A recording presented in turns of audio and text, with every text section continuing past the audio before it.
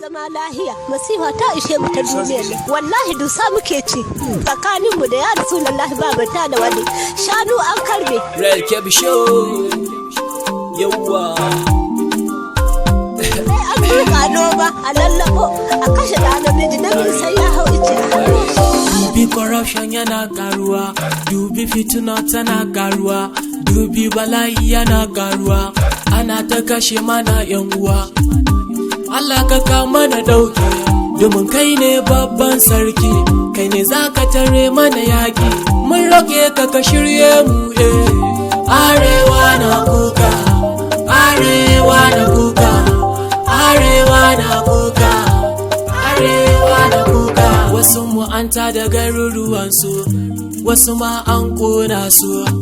an kwashe dukiyar su ƴaƴan su an yi garkuwa da su ƴaƴansu an fyaɗe su. Now we are crying arewa. Allah ka kama na ɗauki domin kai ne babban sarki kai ne zaka tare mana yaƙi mun roke ka ka shirye mu arewa na kuka arewa na kuka arewa na kuka arewa na kuka wasu sun baro garuruwansu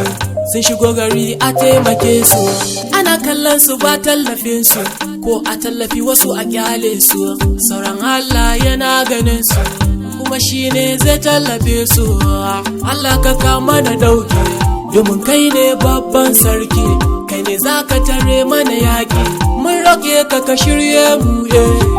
arewa na kuka arewa na kuka arewa na kuka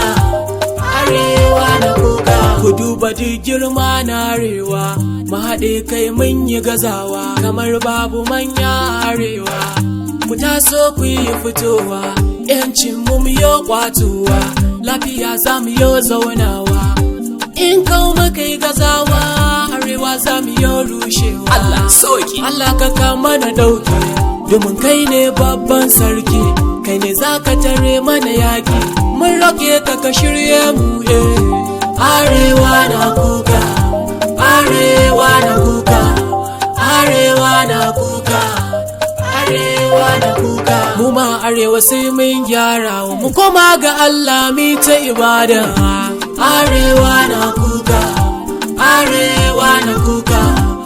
arewa na kuka